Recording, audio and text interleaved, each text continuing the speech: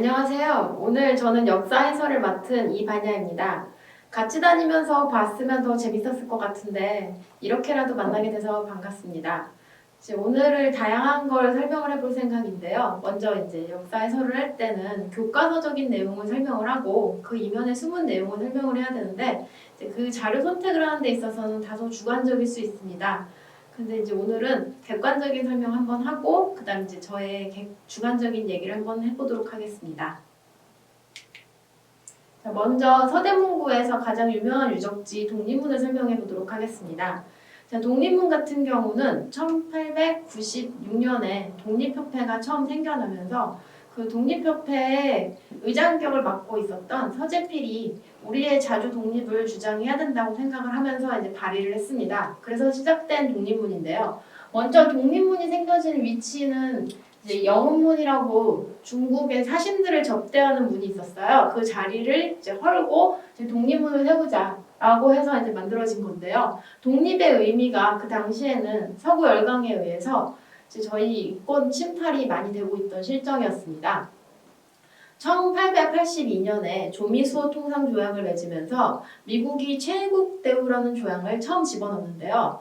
그 최국대우 조항은 한번 이제 조약을 맺었을 때 그 뒤에 다른 나라들이 조약을 맺으면 그 처음 맺은 나라가 어느 정도 이제 손해를 볼 수 있잖아요. 그래서 이제 그 다음에 맺은 조약은 자동적으로 이제 우리가 모두 다 똑같이 이어받는다라는 조항이에요. 이제 그 최국대우 조항을 맺으면서 다른 이제 나라들도 똑같이 조약을 맺을 때 최국대우 조항을 넣은 거죠. 근데 고종이 을미사변 이후에 이제 일본에게 좀 약간 무서움을 느끼고 아간 파천을 하면서 러시아 공사관에 머무를 때 다른 나라들이 좀 그러니까 러시아가 이제 뭐 나 철도 좀 만들어 달라, 뭐 채굴 좀 하면 안 되냐, 뭐 이제 나 살림을 좀 체벌하고 싶다, 뭐 저령도에 좀 머물고 싶다, 뭐 이런 것들을 이제 요구를 했는데요. 러시아 공사관에서 해달라는 요구를 이제 고종이 하나둘씩 들어주기 시작하니까 이제 미국이나 뭐 영국, 프랑스 이런 나라들도 우리도 해줘라고 이제 주장을 하게 되죠. 그래서 이제 서구 열강 이권 침탈이 만연하던 시기였어요. 그래서 이제 독립협회가 자주국권을 주장을 하면서 이제 만민공동회 혹은 관민공동회 같은 걸 얘기를 하면서 독립을 주장하던 시기에 이제 서구 열강이 독립을 해야 된다. 이런 의미로 이제 만들었던 것이 독립문입니다. 자, 여기까지는 교과서적인 얘기고요. 자, 원래 영흥문이 있던 자리라고 했잖아요. 이제 이 자리에다가 독립문을 만들게 된 가장 큰 이유는 영흥문이 중국 사신들이 이제 한국에 조선에 들어올 때 중국 사신을 접대하기 위해서 이제 행렬을 맞이하러 가는 문이었습니다. 그러니까 어느 정도 의미가 중국에게 사대하겠다는 그 의미로 적용이 되는 거죠. 그 자리를 헐고 이제 우리나라의 독립을 강조하자라는 독립문을 만든 건데 실제 이 독립문 형판을 누가 썼냐면 여기 있는 글자 있죠? 여기 형판을 이완용이 썼어요. 자, 이완용 같은 경우는 그 을사오적으로 유명하죠. 매국노 이완용이 독립문의 형판을 만들었다. 좀 의아하긴 하죠. 근데 당시 독립문 형판을 만들자고 주장했던 협회 사람들은 신지식인으로서 이제 어느 정도 사회진화론을 따라가고 있는 사람들이었어요. 그래서 이제 친미, 친러 혹은 뭐 친푸 이런 정책들을 펴나가는 사람들인데요. 이완용도 그 중에 하나였던 거죠. 그래서 여기에서 사실적인 상징적 의미는 조선의 자주국권을 위한 독립이 아니라 중국으로부터 벗어나자 그런 독립인 거죠. 그리고 사회진화론은 이제 좀 더 힘이 센 국가가 좀 약한 국가를 뭐 어느 정도 침탈해도 된다 뭐 이런 의미인데 이당 그 신지민들이 봤을 때는 이제 친러라든가 친미 같은 것들이 이제 좀 더 큰 국가라고 봤던 거죠. 그래서 이제 그 의미에서 조선은 중국으로 사대를 벗어나고 새로운 국가인 러시아랑 미국과 친해야 된다. 뭐 이런 입장에서 독립문을 만들었다고 볼 수 있습니다. 그리고 실제로 이제 교과서에서 주장했던 자주국권을 위한 독립이 아니라 단순히 중국으로부터 벗어나고 싶은 독립을 상징했던 거죠. 뭐 이런 의미들이 좀 내포되어 있긴 한데 이제 교과서 외의 것도 살펴보면 되게 재미있다는 사실을 알게 됩니다. 그리고 이제 독립문 자체는 이제 고딕 형식으로 만들었다는 것 자체가 이제 조선이 서구 열강을 좀 더 모방하자 뭐 이런 의미를 갖고 있다고 볼 수 있는 거죠. 직접 가서 보면 이제 이 위치를 아파트 앞에 있는 공원을 볼 수 있는데요. 실제 위치는 이쪽에 있었던 것이 아니라 그 독립문 사거리에 있었던 중 한가운데 있었는데 이제 어느 정도 공원도 조성되고 길도 조성되고 이러면서 지금 현재 위치에 있게 되었습니다. 자, 독립문을 만든 독립협회는 국사시험에 되게 단골로 나오는 그런 주제인데요. 독립협회를 만든 서재필 씨가 이제 이분이에요. 일찍이 미국에 이민을 갔었는데 1882년에 저희가 조미수호통상조약이라는 조약을 맺으면서 보빙사를 파견하게 돼요. 그때 이제 갔었다가 미국이 너무 좋아서 필립 제이슨이라는 이름을 갖고 한국에 들어오게 됩니다. 그리고 사회의 진화론을 바탕으로 이제 새로운 지식인들을 꾸려가지고 독립협회를 만드는데요. 여기 가운데 서재필 씨가 있고, 그 다음에 이제 보면 그 당시 1897년인데도 불구하고 여성들이 좀 많이 섞여 있어요. 그렇기 때문에 이제 신지식인들이 모여있는 그런 새로운 토론의 장이다라는 취지에서 국사의 단골로 나오고 있습니다.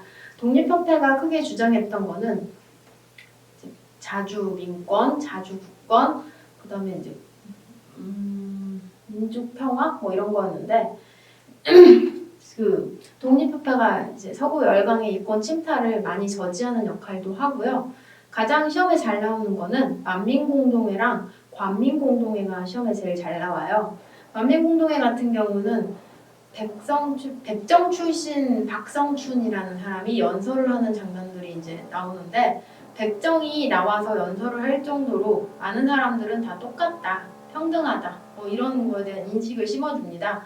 1894년에 갑오개혁을 통해서 신분제가 철폐되긴 했지만 사회적으로 백정은 여전히 차별을 받고 있는 그런 시대인데요. 독립협회가 만민공동회를 열음으로써 어느 정도 신분 철폐에 따른 사회적 인식 차별을 철폐까지 이제 돕고자 하는 그런 신지식인 역할을 합니다. 그리고 관민공동회 같은 경우는 이제 말 그대로 관과 민이 공동을 하자 뭐 이런 건데 중추원이라는 것을 만들었어요. 그래갖고 황제로부터 입헌군주, 약간 일종의 입헌군주제 같은 건데 자기네 협회 절반이 참석을 하고 이제 왕이 뽑은 사람이 절반이 돼서 관과 민이 합쳐서 중추원 의장 합동날인 이거를 해야 된다라고 주장을 합니다. 중추원 의장의 합동날이라는 문구가 이제 시험에 제일 잘 나오는데 그렇게 중추원 의장을 하자고 한 이유는 자기네 그 협회 구성으로 되어 있는 사람들이 민중을 대표하는 이제 신지식인이라고 생각을 하는 거죠.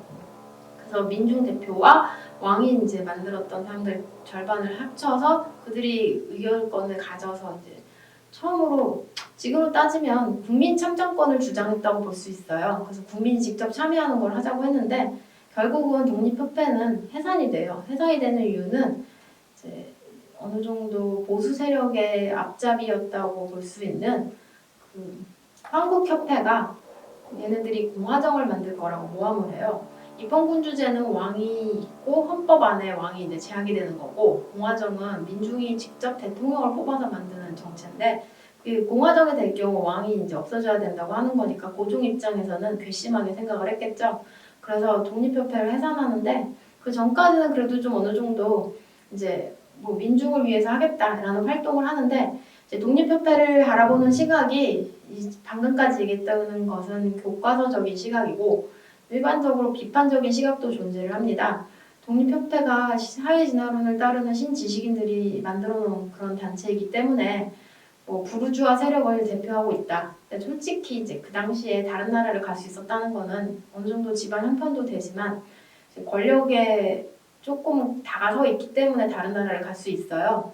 그 조선시대만 해도 뭐 중농학파 같은 경우는 이제 남인이어서 귀향을 간 거고 중상학파 같은 경우는 청나라를 가서 상업을 진흥하자 뭐 이런 건데 그것도 이제 서인의 자식들이 이제 세력이 있으니까 이제 청나라를 간 거잖아요. 그래서 이 당시에도 외국을 갈 수 있다는 거는 어느 정도 집안도 잘 살고 권력도 좀 있다는 것을 의미해요. 그래갖고 독립협회가 그 보수적인 입장에서 봤을 때는, 그러니까 비판적인 입장에서 봤을 때는 부르주아를 대표하는 세력이라고 이렇게 비판을 받습니다. 그리고 실제로 서재필 같은 경우는 자기가 이제 민권을 강조한다 뭐 이런 식으로 뭐 국권을 강조한다 이렇게 말은 하지만 필립 제이슨이라는 이름을 끝까지 자기는 이제 지키겠다 뭐 이렇게 얘기를 하는 것으로 자기는 끝까지 미국인이다. 미국이 이민 갔기 때문에 자기는 한국인이 아니다.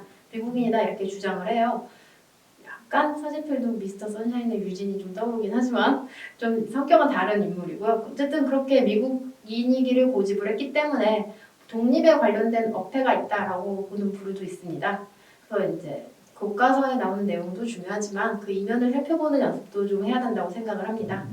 지금까지 독립협회에 대한 내용이었고요. 이제 다음번에는 손탁 호텔에서 이제 독립 대한제국의 그 서구 열강에서 힘들었던 고종을 도왔던 외국인에 대해서 설명을 하도록